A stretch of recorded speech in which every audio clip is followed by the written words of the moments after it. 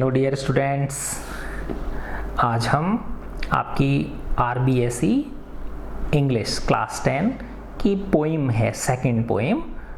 पिछली वीडियो में हमने रिस्क्स नामक पोइम पढ़ी थी। अब इस वीडियो में हम सेकंड पोइम है माय गुड राइट हैंड, इसके बारे में पढ़ेंगे।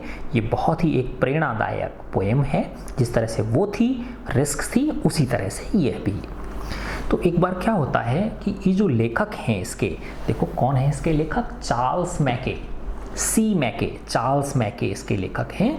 तो जैसा कि बेटा सबके जीवन में होता है कि कभी ना कभी हमारे जीवन में अच्छे दिन आते हैं, कई बार हमारे जीवन में कठिनाइयाँ आ जाती हैं, परेशानियाँ आ जाती हैं, ना चाहते हुए भी। कोई व्यक्ति नहीं चाहता कि मेरे जीवन में कठिनाइयाँ आए, परेशानियाँ आए। हर व्यक्ति चाहता है कि मेरा सब कुछ अच्छा चलता रहे, लेकिन ना चाहते हुए भी परेशानियाँ, कष्ट, है ना, आपदाएं हमें घेर लेती हैं और हम क्या हो जाते हैं, दुखी हो जाते हैं, है ना। तो उस समय की भावनाओं का इसमें वर्णन किया गया है। आई फेल इंटू ग्रीफ का मतलब होता है दुख, है ना, गहरा दुख। मैं गहरे दुख में घिर जाता हूँ, मैं एक गहरे दुख से घिर जाता हूँ। एंड बिगेन टू कंप्लेन, और मैं उसकी शिकायत करने लगता हूँ। एक बार लेखक क्या होता है, इनको बहुत बड़ी एक पॉवर्टी आके घेर लेती है, गरीबी इनको घेर लेती है। तो लेखक एक बार बहुत ज़्यादा गरीब हो जाते हैं, किसी भी कारणवश, माना व्यापार में घाटा हो गया, नौकरी चली गई, कुछ भी समझ लो आप, है ना, चोरी हो गई, है ना, वो कुछ भी कारण हो सकता है। तो एक बार लेखक को गरीबी ने आ घेरा और वो शिकायत करने लगे, परेशान होने लगे, अपनी व्यथा दूसरों को बताने लगे। I looked for a friend, मैं मित्रों की तलाश करने लगा। But I sought him in vain, sought किसका, सीख, है ना, ढूंढने की कोशिश करना। लेकिन मैंने ढूंढने की कोशिश की, हिम इन ए वेन, और मैं असफल रहा। वेन का मतलब असफल होना, यानी मैंने मित्र की तलाश की कि काश कोई मेरी हेल्प करने के लिए तैयार हो जाए, क्योंकि लेखक को परेशानियों ने, विपत्तियों ने आ घेरा था और वो अपना दुख दूसरों को बताना चाहते थे। इसके लिए उन्होंने मित्र की तलाश की, लेकिन उनकी ये तलाश असफल रही। कंपेनियंस वर शाई, कंपेनियंस किसको बोलते हैं, मित्रों को बोलते हैं, फ्रेंड्स को बोलते हैं।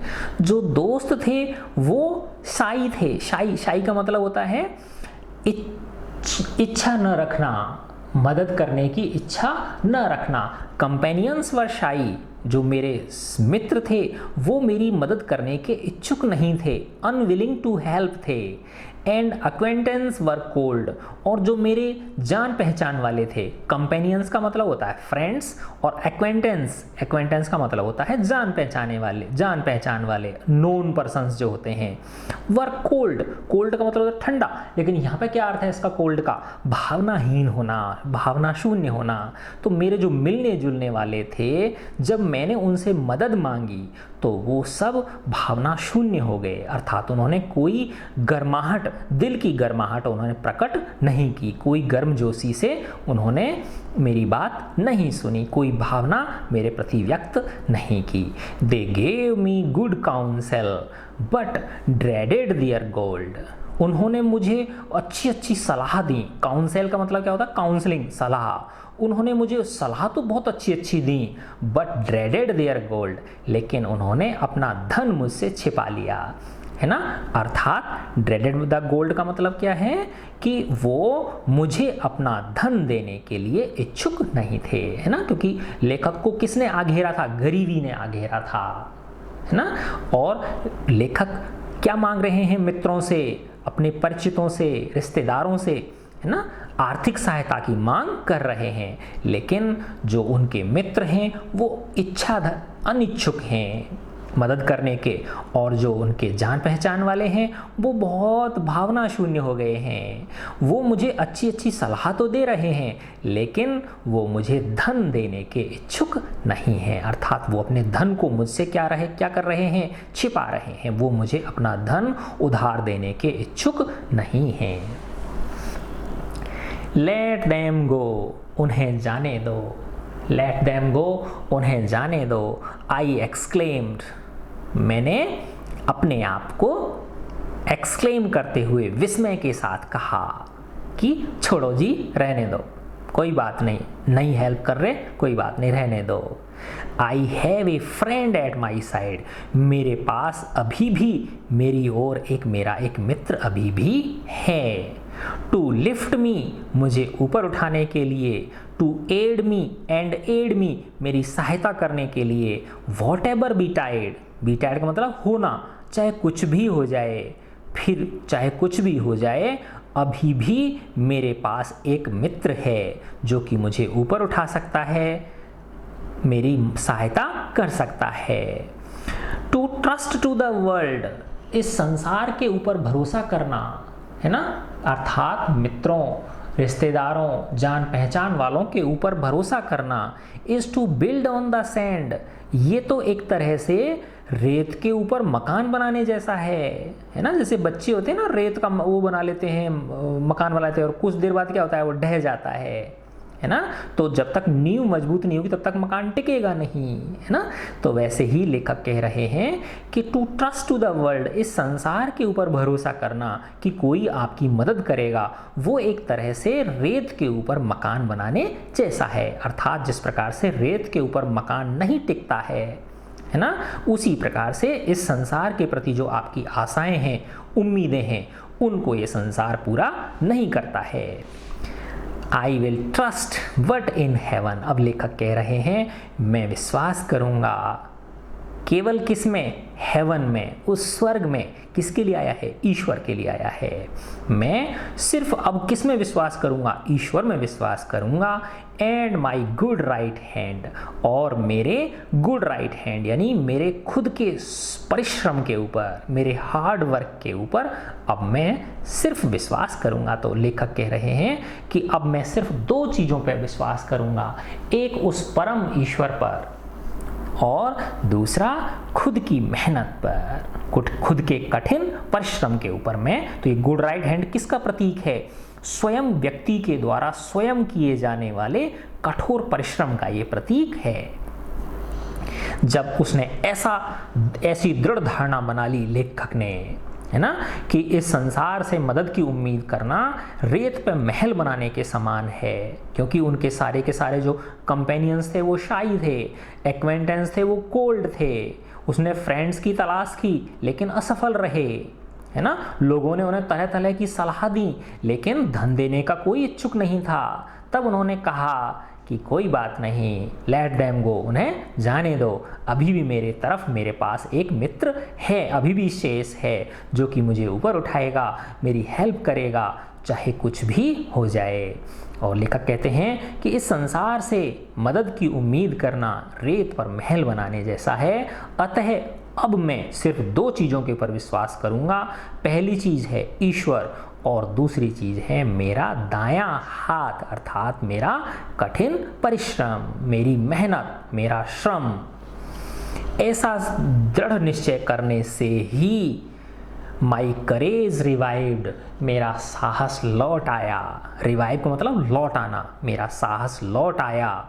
इन माई फॉर्च्यून्स डिस्पाइट, मेरा भाग्य साथ न देने के बावजूद भी, क्योंकि भाग्य साथ नहीं दे रहा है ना। तो लेखक कह रहे हैं कि मेरा भाग्य मेरे साथ नहीं है, फिर भी जैसे ही मैंने ये दृढ़ निश्चय किया कि मैं अब इस संसार के भरोसे नहीं रहूँगा, इसकी मदद के भरोसे नहीं रहूँगा, मैं बस केवल और केवल ईश्वर में और मेरे कठिन परिश्रम में विश्वास करूँगा। तो जब उसने ऐसी दृढ़ धारणा कर ली तो उनके बैड लक के बावजूद, है ना, उनके भाग्य अच्छे न होने के बावजूद उनका साहस पुनः उनके पास वापस लौट आया।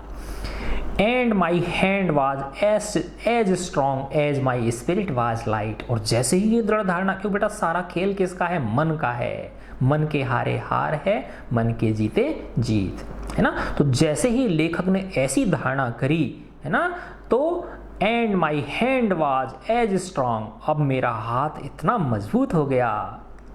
And my spirit was light, और मेरी जो आत्मा है वो जॉयफुल हो गई, हल्की हो गई। हल्के होने का मतलब क्या होता है, कहते हैं ना मूड बहुत हल्का है आज, तो बहुत आनंद आ रहा है ना। कभी कभार देखो ना, कई बार हम बहुत खुश होते हैं, है ना। तो ऐसी दृढ़ धारणा करते ही लेखक को अपना हाथ के अंदर उन्हें मजबूती महसूस होने लगी, है ना। अंदर से इतना दृढ़ता उसके अंदर आ गई लेखक के अंदर, और उनका जो आत्म तत्व है वो बहुत आनंदित हो गया। इट रेज्ड मी फ्रॉम सरो, और इसी धारणा ने मुझे दुख से उबारा। रेज मी, ऊपर उठाया, है ना, मुझे दुख से उबारा, मुझे दुख से ऊपर उठाया। It saved me from pain, इसी दृढ़ धारणा ने कि मैं अब सिर्फ ईश्वर और मेरे कठिन परिश्रम पर विश्वास करूंगा, इसी दृढ़ धारणा ने मुझे दुख से उबारा। It saved me from pain, इसी ने मुझे मेरे दर्द से मुझे बचाया। इट फेड मी, इसी ने मुझे भोजन दिया, है ना। भोजन देने का मतलब क्या है, चाहे भले फिजिकल भोजन ना मिले, लेकिन मन अगर मजबूत है तो व्यक्ति थकता नहीं है। बेटा थकान जो होती है ना व्यक्ति के अंदर, वो मानसिक थकान होती है ना।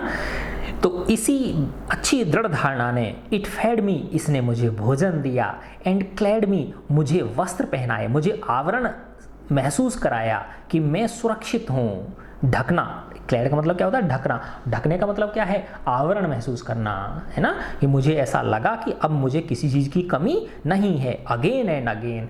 तो इसी दृढ़ धारणा ने कि मैं अब सिर्फ ईश्वर में और मेरे कठिन परिश्रम में विश्वास करूंगा, इसी भावना ने, इसी दृढ़ धारणा ने मुझे मेरे दुख से ऊपर उबारा, मुझे मेरे दर्द से बचाया, मुझे इसने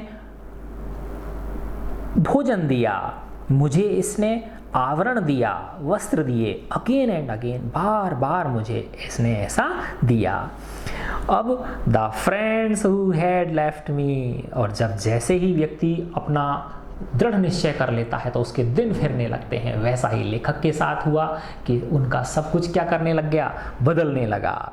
द फ्रेंड्स यानी वापस समृद्धि उनके पास लौट आई, वापस उनके पास, है ना, खुशियाँ आ गईं, उनका जो व्यापार है वो अच्छा चलने लगा। The friends who had left me, जो दोस्त मुझे छोड़ के चले गए थे, है ना, कहते हैं ना गरीबी में कोई साथ नहीं देता है, तो जो लोग मुझे छोड़कर चले गए थे, केम बैक एवरीवन, वो हर व्यक्ति मेरे पास वापस लौट आया, है ना। कहते हैं ना बेटा देखो, जो गरीब आदमी होता है उसके रिश्तेदार सब कन्नी काटते हैं, उससे बचते हैं कि कहीं कुछ मांग नहीं ले हमसे। और जो अगर धनी रिश्तेदार होगा ना, तो चाहे भले कितना भी दूर का हो, है ना, हम उसके लिए गाते हैं उसके बारे में, और यार हमारे वो रिश्ते में रिश्ता, वो हमारा ये लगता है, वो हमारा वो लगता है, चाहे भले वो जानता ही नहीं हो, है ना, घास भी नहीं डाले भले ही वो, लेकिन फिर भी हम उसके गीत गाते रहते हैं। और भले ही बेचारा कोई गरीब है, नज़दीकी रिश्तेदार है, तो भी हम उसको रिश्तेदार मारने से क्या करते हैं, कतराते हैं, है ना। तो the friends who had left me, जो मित्र मुझे छोड़कर चले गए थे, केम बैक एवरीवन, वो हर व्यक्ति वापस लौट आया, क्योंकि अब मेरे दिन फिर गए थे, मैं वापस से अमीर हो गया था। एंड डार्केस्ट एडवाइजर्स, है ना, और जो कुछ ऐसे सलाहकार थे जो सिर्फ देखो दो तरह के सलाहकार थे, है ना, कि एक तो ऐसे थे जो बस खाली उन्होंने लिप सिंपैथी दर्शाई, है ना। लिप सिंपैथी का मतलब क्या होता है, होठों से सहानुभूति, बस बातों ही बातों से सहानुभूति उन्होंने दर्शाई। लेकिन कुछ ऐसे भी थे जो कह रहे थे तेरा कुछ नहीं हो सकता भाई, ये तो ऐसा ही चलता है ना। तो वो जो डार्केस्ट एडवाइजर्स थे, है ना, जो ऐसे सलाहकार थे जो नेगेटिव बातें बताते थे, अब वो लुक्ड ब्राइट एज द सन, अब वो ऐसे चमक रहे हैं मानो कि सूर्य चमक रहा हो, है ना। पहले तो वो उनका चेहरा बुझा हुआ रहता था, और अब उनका चेहरा कैसे दमक रहा है, सूर्य की तरह। अर्थात पहले वो मुंह मोड़ लेते थे, और अब वो आते ही दिखते हैं तो कैसे मुस्कुरा के अभिवादन करते हैं। आई नीड देम नो मोर, अब मुझे उनकी आवश्यकता नहीं है। एज दे ऑल अंडरस्टैंड, जैसा कि वो सब जानते हैं कि अब मुझे उनकी आवश्यकता है ही नहीं। आई थैंक दी का मतलब होता है यू, आपको। ये पुरानी इंग्लिश होती है ना, तो उसमें दी बोलते थे, TSEE, दी का मतलब क्या होता है, यू। मैं आपको धन्यवाद देता हूँ, आई thank you. I trust the, I trust you. मैं आपको धन्यवाद देता हूँ, मैं आपके ऊपर विश्वास करता हूँ। माई गुड राइट हैंड, हे मेरे कठिन परिश्रम, हे मेरे ईमानदारी पूर्वक किए हुए श्रम, मैं आपके ऊपर विश्वास करता हूँ, मैं आपको धन्यवाद देता हूँ कि आपने मेरे जीवन में वापस से खुशहाली ला दी। है ना, देखो कितना अच्छी पोएम है। अर्थात बेटा जीवन में कैसे भी कठिन परिस्थितियाँ आए, हमें उनसे मुकाबला करना चाहिए। तो देखो छोटे छोटे कुछ क्वेश्चंस हैं, ये भी कर लेते हैं इसमें हम। What is the meaning of word sought? Sought यानी मांगना, ठीक है ना, तो ढूंढना, सीख, ठीक है। सैडनेस दुख, ट्राई टू फाइंड, ढूंढने की कोशिश करना। एडवाइस सलाह, विदाउट सक्सेस, तो क्या है, ट्राई टू फाइंड। उसने कहा ना कि मैंने मित्रों को ढूंढने की कोशिश की बट इन वेन, लेकिन क्या रहा, असफल रहा। लेट देम गो, उन्हें जाने दो। द वर्ड देम, देम किन के लिए आया है, गॉड एंड ऑलमाइटी, ईश्वर के लिए आया है। एनिमीज, दुश्मनों के लिए आया है। फ्रेंड्स, दोस्तों के लिए आया है। नन ऑफ द वो, किसी के लिए भी नहीं, तो किसके लिए आया, फ्रेंड्स के लिए आया। तो जब फ्रेंड्स ने उनकी मदद नहीं करी तो उन्होंने क्या कहा था, लेट देम गो, उन्हें जाने दो। ठीक है बच्चों, तो मैं आशा करता हूँ आपको ये पोएम बहुत बहुत अच्छी लगी होगी, जीवन में आपको कुछ ये संदेश देगी। ठीक है बच्चों, गॉड ब्लेस यू ऑल।